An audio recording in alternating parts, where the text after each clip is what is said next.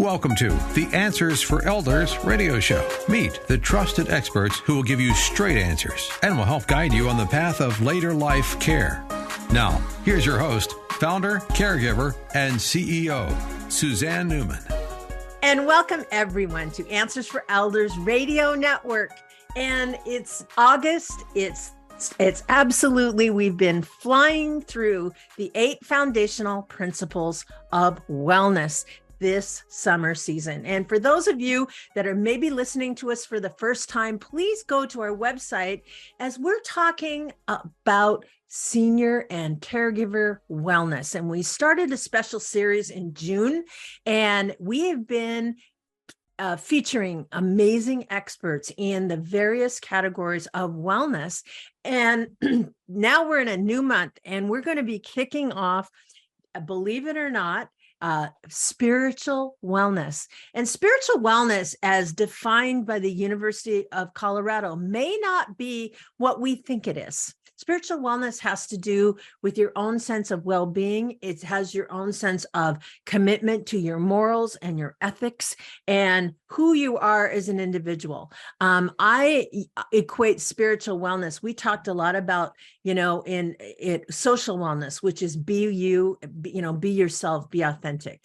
But more than that, spiritual wellness has to do with know thyself, not be myself, but know myself, know who I am, and stand true to your principles, your values, and that can include your path of faith. And we are so blessed this week to have an amazing guest. He is a retired United Methodist minister for over 30 years of experience in the parish ministry. And he was a district supervisor, supervising 62 churches and 53 pastors. And after retirement, Michael Wuehler served as hospice chaplain and grief counselor. So he's worked with many families through so many challenges, situations, and he has an amazing book called Spirit Calling. And we're going to talk a lot about spiritual wellness, what it is. And Michael Wuehler, welcome to Answers for Elders Radio. Well, thank you so much, Suzanne. It's a joy and an honor to be here. Well, I'm excited to talk to you about spiritual wellness. And so right off, did I miss anything out in my definition? No, I have a vast experience in spirituality, practical matters in teaching, preaching, and instruction in the local church. Mm-hmm. And then after retirement, going into a hospice work, which shifted my understanding or use of spirituality and broadened that understanding as well. Mm-hmm. Mm-hmm. Do you think, Michael, in spiritual wellness, do you think the average person really sits down? When I talk about know thyself, I think a lot of us are afraid to go deep within ourselves. Maybe, we tend to be more, what's the word I want? Just, we go about the day-to-day doing rather than being centered. How would you evaluate that? Well, and I think that's true as a pastor in local churches. Most people practice their spirituality for an hour or 45 minutes during a worship service. Mm-hmm. And that's about it. Mm-hmm. But there's so much more out there. Yeah. And religion or the local church is just the practice of spirituality. Mm-hmm. And one minor focus. Spirituality is who you are. We are mind, body, and spirit. We notice the body, we feel things, we touch things, we respond to physical things. We mm-hmm. think a lot. Most of us have monkey minds, and we think all over the place, and we think too much. That's ongoing concern with the younger generation. They tend to overthink. Yeah. But we also have a tendency to leave out the spiritual part.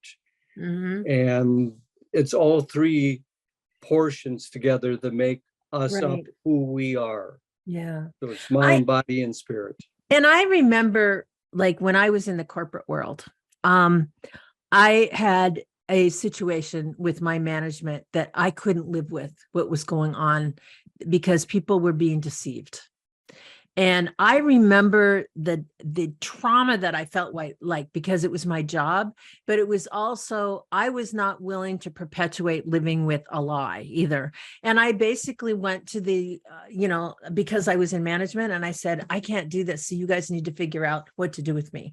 And it was really a turning point, I think, for me. And I was in my 50s at the time, but I remember that there was something about the principles that I was conflicted with, and all of a sudden I felt this shift inside of me of, you know what, I am not going to do this. I'm not going to be that person that knows things that I'm not with other people. And I remember that distinctly through that time. Do you find that people sometimes will have a shift and all of a sudden their principles come forward? How does that happen in their world? Yeah, shifts happen all the time. Yeah. And it's that realization. I mean, you were there physically, you emotionally, cognitively understood what the guidelines, rules were of your corporation. Most corporations are fairly good in sending out their goals, who they are, how you perform. You probably had evaluations with that every year. But then something touched that inner self, that inner being, that didn't align with who you were as a spiritual being. Right. Mentally, you had your job. Physically, you were there. But all of a sudden, that inner core of what you believe was not aligning with what you had to do. And that's where the shifts happen, where we realize that who we are in this moment, in this physical moment, doesn't necessarily coincide and align with what we are as spiritual beings. Right. And I understand too that sometimes, I've seen situations, especially with caregivers, family caregivers, they give so much of themselves and they forget to care about themselves, and they lose their self in the process. What is your experience with that as it relates to spiritual wellness? Well, and that's an ongoing concern. I saw that drastically with families, especially families that did home hospice. The company I worked for specialized in home hospice care. Right. And probably half or better of my visits were in homes, plus in institutions. When the hospice setting is in an institution, you have all kinds of staff to help you. Right. When it's in the home, you don't have that 24/7 staff around you. Right. And compassion fatigue is what it's called. You don't find time for yourself anymore. No. You give yourself completely to that person you're caring for. You're there physically, that you're there emotionally, and you can't get away spiritually. And you don't allow yourself to find those moments. So I did workshops on compassion fatigue for caregivers, but also for professionals, especially in caregiving environments, people that were on staff. We forget that they see people pass away all the time, but they're also people that they've made a connection to. Emotionally, physically, they were there. In a lot of cases, spiritually. So caring for the caregivers, whether they were professional or family members, is something that is kind of a new arena. I was asked to do my first workshop a few years ago. A national organization asked me to lead a workshop on caring for the caregiver. And I said, sure, I'll do it. And then I went back to my office and started doing some research. And there's literally not much out there at all. No, there isn't. So that's kind of a new focus that I'm working on, is caring for the caregiver. Fabulous. So we have about 30 seconds left in this segment, and I want to talk a little bit to you about your book. You have a book called Spirit Calling, and how do we find that, Michael?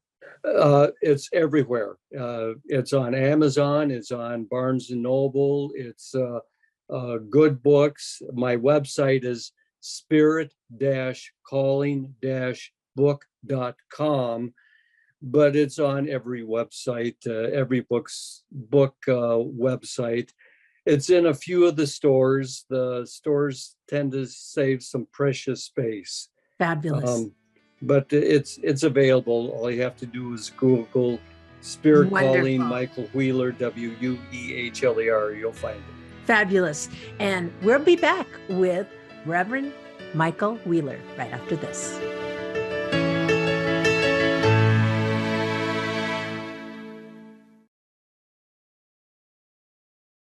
We at Answers for Elders thank you for listening.